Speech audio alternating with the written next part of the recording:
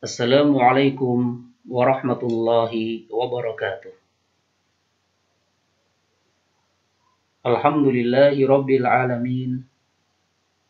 Wassalatu wassalamu ala nabiyyina Muhammadin wa ala alihi wa ashabihi ajma'in.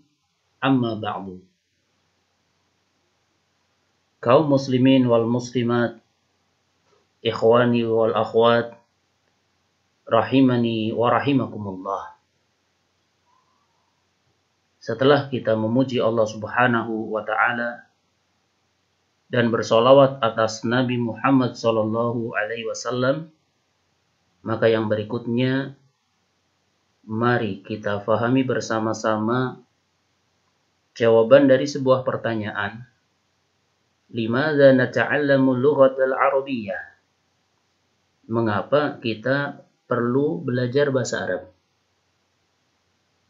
Pada kesempatan kali ini kita akan mencari tahu jawaban dari pertanyaan tersebut, yang nantinya semoga akan bisa menjadikan kita termotivasi untuk belajar bahasa Arab dengan lebih antusias, yang disertai dengan perasaan senang, nikmat, tanpa ada beban. Bahkan kita akan belajar dan belajar terus dan terus untuk menggali luasnya dan dalamnya ilmu bahasa Arab yang tidak akan pernah habis untuk digali. Kita akan melihat jawaban dari pertanyaan tersebut. Limadza nata'allamu lughatal arabiyyah? Mengapa kita perlu belajar bahasa Arab? Maka jawabannya adalah karena bahasa Arab di samping ia merupakan kewajiban, ya, artinya belajar bahasa Arab di samping ia merupakan kewajiban, maka ia juga merupakan kebutuhan bagi kita. Di antara sebabnya adalah karena Al-Quran diturunkan oleh Allah Ta'ala menggunakan bahasa Arab. Sehingga banyak di dalam Al-Quran disebutkan keistimewaan dari bahasa Arab. Di antaranya Allah Ta'ala berfirman, وَلَقَدْ ضَرَبْنَا لِلنَّاسِ فِي هَذَا الْقُرْآنِ مِنْ كُلِّ مَثَلٍ لَعَلَّهُمْ يَتَذَكَّرُونَ قُرْآنًا عَرَبِيًّا غَيْرَ ذِي عِوَجٍ لَعَلَّهُمْ يَتَّقُونَ. Sesungguhnya telah kami buatkan bagi manusia dalam Al-Quran ini setiap macam perumpamaan, supaya mereka mendapat pelajaran. Ialah Al-Quran dalam bahasa Arab yang tidak ada kebengkokan di dalamnya, supaya mereka bertakwa. Surat Az-Zumar ayat 27-28. Kita butuh untuk bisa memahami Al-Quran. Kita butuh untuk bisa memahami hadis-hadis Nabi kita Muhammad sallallahu alaihi wasallam dan juga ilmu-ilmu di dalam agama kita, baik akidah, ibadah, muamalah dan yang lainnya. Maka itu semua termaktub di kitab-kitab para ulama kita yang tertulis menggunakan bahasa Arab. Dan kita akan bisa menggalinya apabila kita punya alatnya, yaitu penguasaan terhadap ilmu bahasa Arab.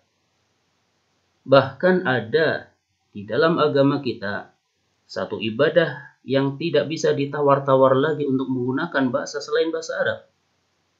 Artinya ibadah ini harus dengan bahasa Arab, yang mana orang Arab dan orang selain Arab sama-sama wajib menggunakan bahasa Arab ketika menunaikan kewajiban ibadah tersebut.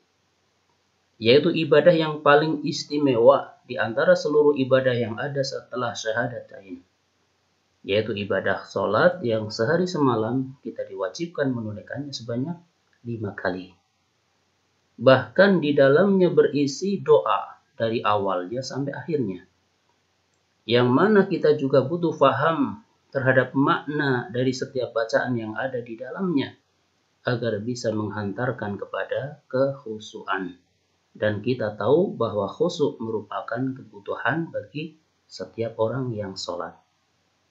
Maka masih ragukah kita bahwa belajar bahasa Arab di samping kewajiban, ia juga merupakan kebutuhan bagi kita. Sehingga seorang alim, yaitu Syekhul Islam Ibnu Taimiyah rahimahullah sampai mengatakan, al-lisanul arabiyyu syiarul islami wa ahli. Bahasa Arab adalah syiar Islam dan syiar kaum muslimin. Demikian juga Al-Imam Ibnu Katsir rahimahullah dalam menjelaskan surat Yusuf ayat yang kedua, beliau mengatakan, li'anna lughatal arabi afsahul lughati wa abyanuha wa awsa'uha wa aktsaruha ta'diyatan lil ma'ani allati taqumu bin nufus. Karena bahasa Arab adalah bahasa yang paling fasih, paling jelas, paling luas kosakatanya, dan paling banyak mengandung makna yang bisa menenteramkan jiwa. Oleh karena itu, tidak ada alasan lagi bagi kita untuk tidak belajar bahasa Arab. Bahkan kita harus berusaha dan mengerahkan seluruh kemampuan kita untuk bisa meraihnya. Renungkanlah apa yang disampaikan oleh Imam Ibnul Qayyim rahimahullah. Beliau mengatakan, wa amma sa'adatuhu ay sa'adatul ilmi wa ladzatuhu fala yuwarrithuka iyyaha illa badlul was'i wa sidqut talabi wa sihhatun niyyah. Engkau tidak akan mendapatkan kebahagiaan dengan merasakan lezatnya ilmu, melainkan dengan cara engkau harus mengerahkan semua potensi yang ada dengan disertai benar-benar ingin mendapatkannya, juga dilandasi niat yang benar.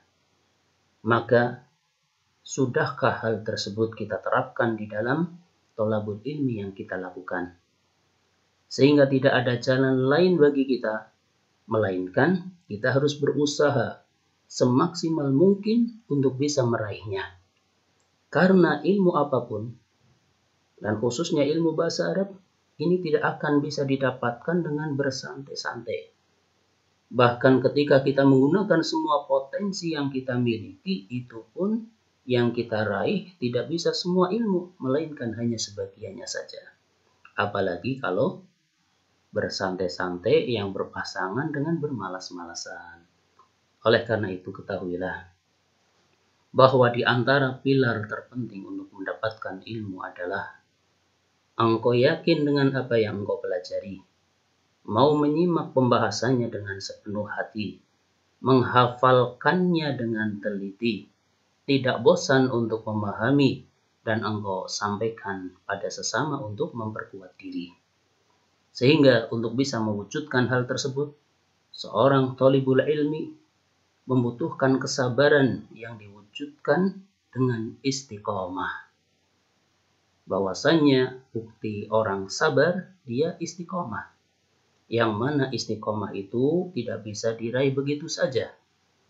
Oleh karena itu ketahuilah bahwa seseorang bisa istiqomah di dalam mencari ilmu apabila dia mendapatkan taufik dari Allah Ta'ala.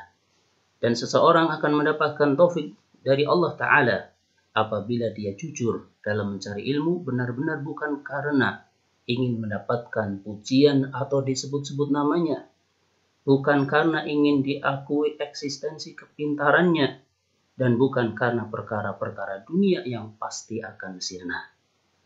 Maka, adakah yang lebih prioritas dibandingkan ikhlas? Inilah salah satu sifat yang harus selalu dan selalu menyertai kita.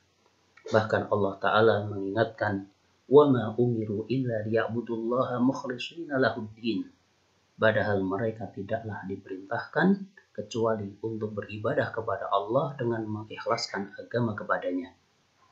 Sehingga dalam mencari ilmu secara umum dan khususnya ilmu tentang pelajaran bahasa Arab, jangan sekedar mengandalkan semangat, tapi semangat yang disertai istiqomah.